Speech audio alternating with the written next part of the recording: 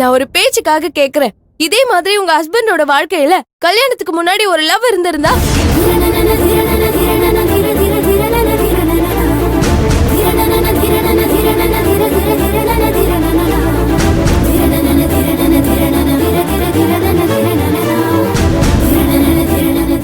அப்ப நீங்க என்ன பண்ணுவீங்க மேடம்? அவரு கூட அனுசரிச்சு வாழ்வீங்களா, இல்ல என்ன மாதிரி பிரச்சனை பண்ணி சாவீங்களா? என்ன பண்ணுவீங்க சொல்லுங்க.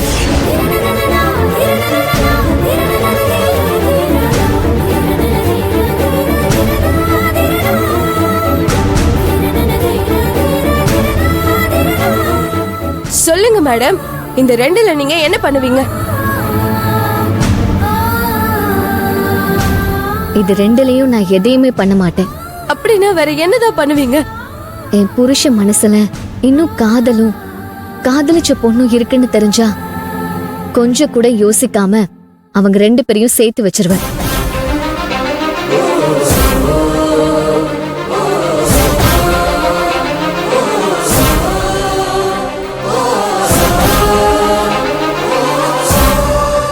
அவங்கள சந்தோஷமா சேர்த்து வச்சுட்டு அந்த சந்தோஷத்திலேயே நான் விலகி போயிடுவேன்.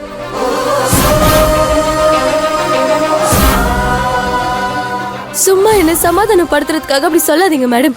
இல்ல, இத நான் உனக்காக சொல்லல, எனக்காக தான் சொல்றேன்.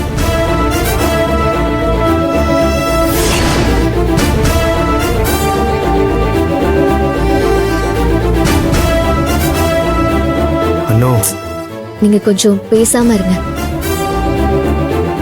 நான் சொல்றது கொஞ்சம் கேளு. அவங்க லைஃப் அவங்க பார்த்துப்பாங்க. விட்டுரு, நம்ம போலாம். இருங்க சின்னதா, நீங்க யாரையாவது காதலிச்சிருக்கீங்களா?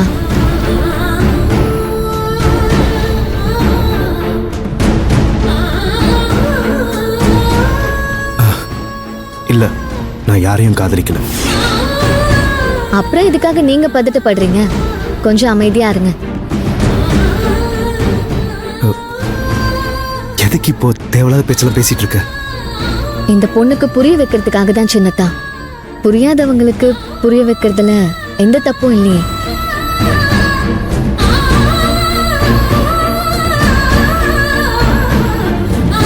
நான் உன்னை சமாதானப்படுத்துறதுக்காக சொல்லல, உண்மையாவே சொல்றேன்.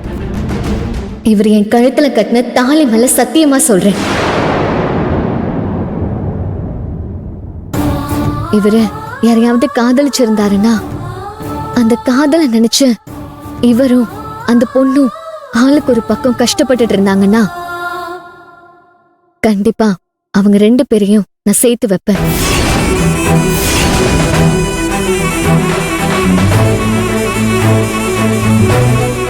என் வாழ்க்கையை விட்டு கொடுத்துட்டு அவங்க ஆசைப்படுற வாழ்க்கைய வாழ வைப்பேன்.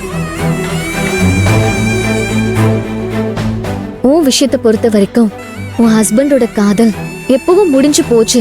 அத நீதான் இப்ப தோண்டி எடுத்து தேவையில்லாம பிரச்சனை பண்ணிட்டு இருக்க. நீயே கொஞ்சம் யோசிச்சு பாரு. கல்யாணத்துக்கு முன்னாடி யாரும் ஒருத்தரை காதலிக்காதவங்க யாராவது இருக்க முடியுமா? ஒரு செகண்டாவது இவங்க நமக்கு வாழ்க்கை துணையா வந்தா நல்லா இருக்கும்னு நினைக்காதவங்க யாராவது இருக்க முடியுமா? நீ உன் கல்யாணத்துக்கு முன்னாடி அப்படி யாரையும் நினைச்சதே இல்லையா? அத நீ உன் ஹஸ்பண்ட் கிட்ட சொன்னியா?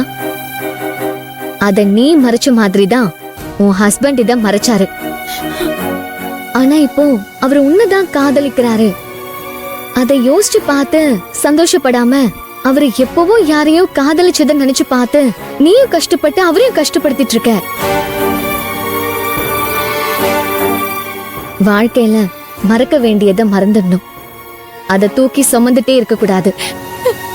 சில விஷயத்துல ஞாபக மறதி ரொம்ப நல்லது. அதுதான் நம்ம எல்லாத்தையும் கடந்து வாழ வைக்குது. நான் சொல்ல வேண்டியதை சொல்லிட்டேன். இதுக்கப்புறம் வாழ்றதும் சாகிறதும் உன் இஷ்டம். பூர்ணி, தயவு செஞ்சு நான் இப்பயாவது புரிஞ்சுக்கோ. எனக்கு ஒன்ன மட்டும் தான் பிடிக்கும். ப்ளீஸ் பூர்ணி, என்ன புரிஞ்சுக்கோ பூர்ணி. பூர்ணி, ஏய் அழுவாத பூர்ணி. ப்ளீஸ் பூர்ணி, அழுவாத. பூர்ணி, எல்லாத்தையும் மறைச்சது நான் உனக்காக தான் பூர்ணி. என்ன மன்னிச்சிரு நீ பூர்ணி, இதை மன்னிச்சிரு, என்கிட்ட please, என்னை முன்னாடியே மன்னிச்சிரு. சொல்லியிருக்கணும். Sorry பூர்ணி, ப்ளீஸ் என்ன மன்னிச்சிரு. அழுகாத.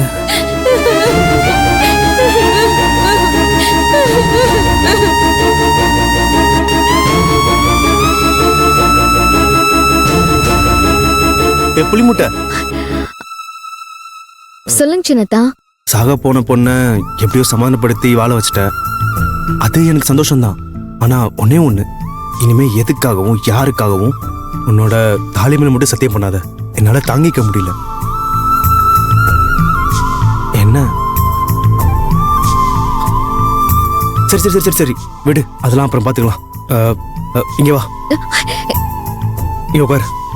நீ உட்காரு உட்காரு. காஃபி சாப்பிடுறியா? நான் போய் காஃபி எடுத்து வந்துடுறேன். இல்ல வேணாம். வெயிட் வெயிட் வெயிட் வெயிட், நான் எங்க வந்துடுறேன். போறீங்க? எங்க?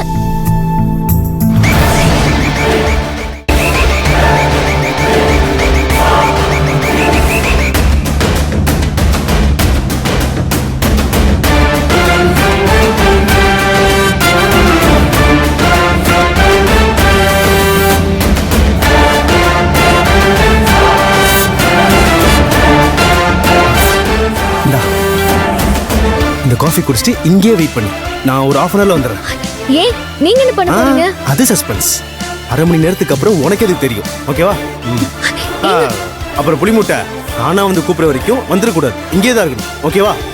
ஓகே ஓகே, இங்கே இங்கே வந்துடுறேன் வந்துடுறேன்.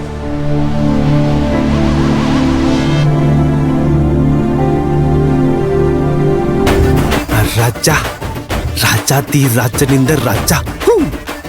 ஏ பூஜா, ஏ பூட்டாத பூட்டி இங்க பூஜா.